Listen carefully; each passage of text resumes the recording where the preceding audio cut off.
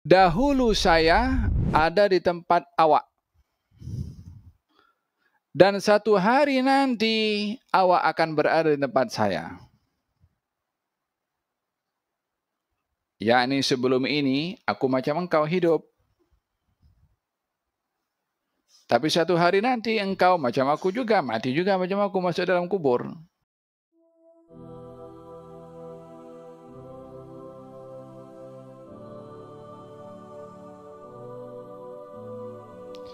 Walihada ba'dhu salihin kalau membaca Al-Quranul Karim Al-Imam An-Nawawi ada tulis buku namanya At-Tibyan fi Adab Hamalatul Quran.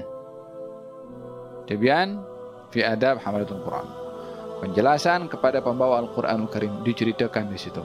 Apa yang diceritakan? Keadaan pembawa Al-Quran, pembaca Al-Quran yang membaca Al-Quranul Karim.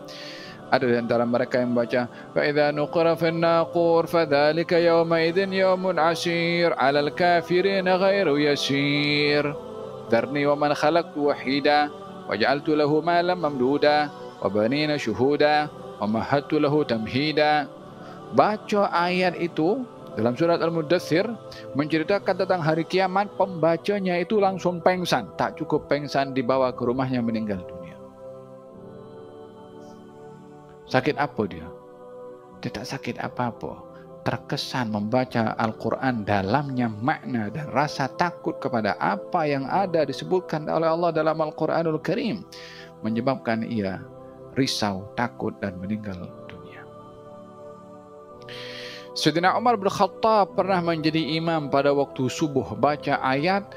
Ayat itu ada berbicara tentang bagaimana dahsyatnya azab di neraka, jatuh pengsan, sakit 3 hari. Diziarahi oleh kaum muslimin karena sakit. Sakitnya apa? Bukan flu, bukan covid, bukan apa. Sakit disebabkan terkesan dahsyatnya makna yang difahami dalam Al-Quranul Karim. Ini penghayatan kepada Al-Quran. Sejauh mana kita punya dada ini, kita punya hati baca Quranul Karim. Ya Allah, hanya lalu saja macam itu. Kesannya di dalam ini perlu kita ada muhasabah, evaluasi terhadap diri sendiri, bagaimana kita terkesan dengan Al-Quranul Karim. Laqad anzalna ilaikum kitaban fihi dzikrukum afala ta'qilun. Tidakkah kamu berakal, kata Allah Subhanahu wa taala.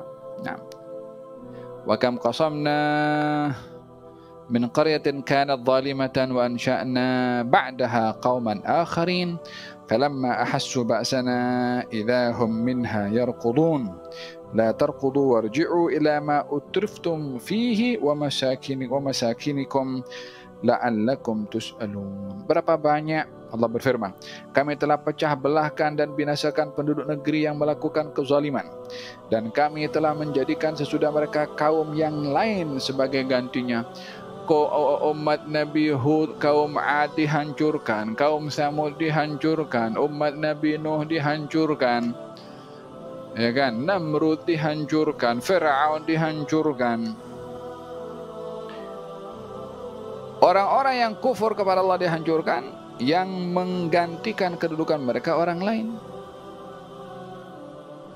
Dan inilah realiti yang dihadapi kepada semua yang hidup di atas muka bumi. Tak ada yang kekal, satu hari akan pergi juga, orang lain akan duduk. Kita hari ini duduk, kita punya rumah beralamat entah masing-masing alamatnya lah, EU3 ke EU1 ke. Satu hari nanti orang lain duduk.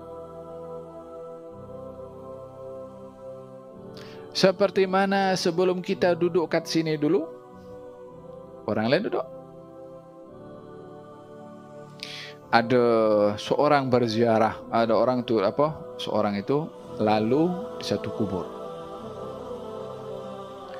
Kemudian nampak ada satu tulisan agak pelik pada batu nisan kubur. Biasanya batu nisan itu tertulisnya apa? Tertulis nama.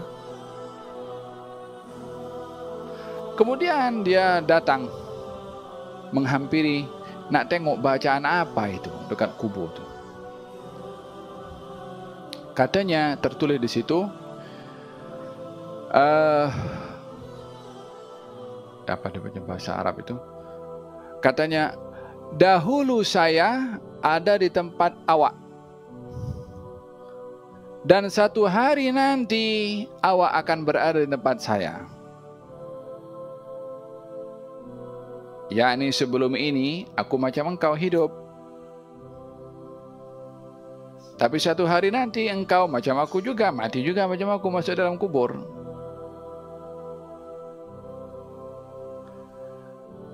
Bukankah itu realiti yang dihadapi dalam hidup ini?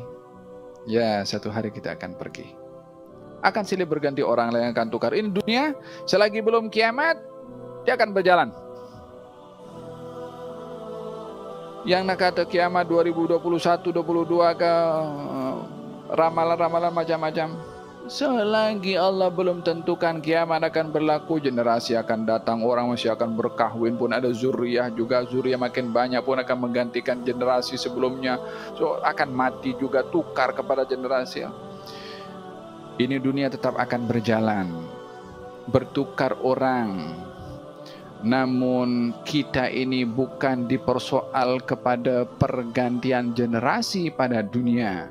Kita mempertanggungjawabkan apa yang kita buat sebelum generasi bertukar.